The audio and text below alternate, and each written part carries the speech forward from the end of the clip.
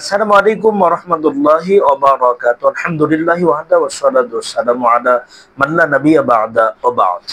সম্মানিত দর্শক, দিনী ভাই এবং বোনেরা, গতকালকে আমাদের ঐতিহাসিক সোহরাওয়ার্দী উদ্যানে আমাদের ইসলামী আন্দোলন বাংলাদেশ কর্তৃক আয়োজিত ঐতিহাসিক মহাসমাবেশে ওখানে ইসলামিক সমমনা দলের সমস্ত নেতৃবৃন্দ ছিল এবং বামপন্থী অনেক দলের নেতৃবৃন্দ ছিল। ওখানে সকলের কথা, ওখানে হিন্দুদের পক্ষ থেকে প্রতিনিধি ছিল, বৌদ্ধ প্রতিনিধি ছিল, খ্রিস্টান প্রতিনিধি ছিল। প্রত্যেকের কথা, প্রত্যেকের দাবি ছিল যে পিআর পদ্ধতিতে তারা নির্বাচনের দাবি করছে, তারা ভিন্ন কোনো পদ্ধতিতে নির্বাচনে যাবে না। কিন্তু সমস্যা হচ্ছে, বাংলাদেশের সর্ববৃহৎ বামপন্থী রাজনৈতিক দল বাংলাদেশ জাতীয়তাবাদী দল বিএনপি কেন পিআর পদ্ধতির বিরোধিতা করছে? কেন বিএনপি পিআর পদ্ধতিতে নির্বাচন চাচ্ছে না? এর পেছনে কারণটা কি আমরা জানবো।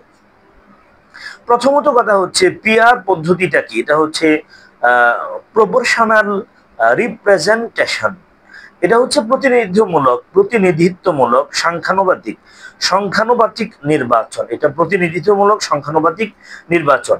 এখন এই পদ্ধতিটা কি শুধুমাত্র নতুন কোনো কথা হচ্ছে? না, এটা বিশ্বের প্রায় ৮০টিরও বেশি দেশে পিআর পদ্ধতিতে নির্বাচন হয়ে থাকে।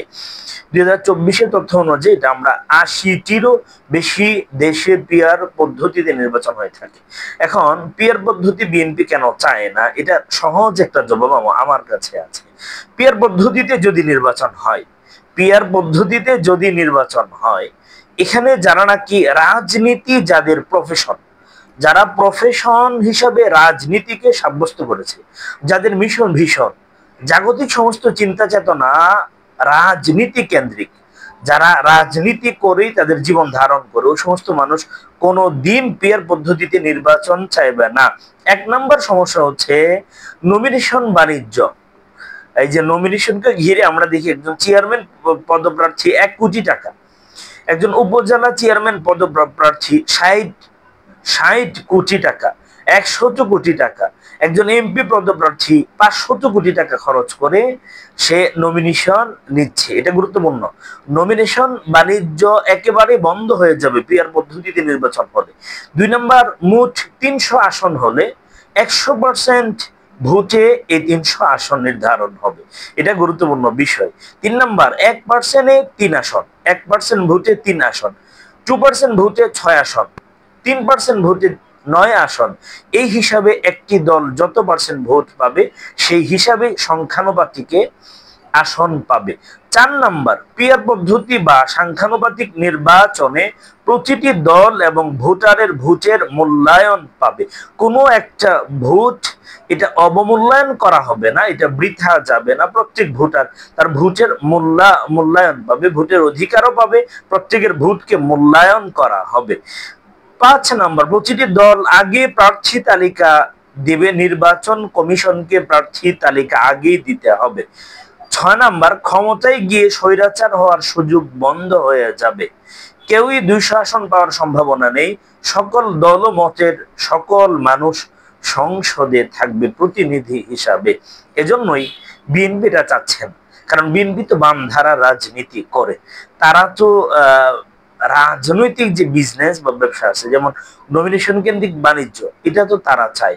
এবং তাদের শঙ্কা হচ্ছে, পিআর পদ্ধতিতে যদি নির্বাচন হয়, বিএনপি এককভাবে জাতীয় সরকার গঠন করতে সক্ষম হবে না, কোনোভাবেই সম্ভব নয়। কারণ বিএনপি এককভাবে ১৫১ আসন কোশ্চিন কালেও পাবে না।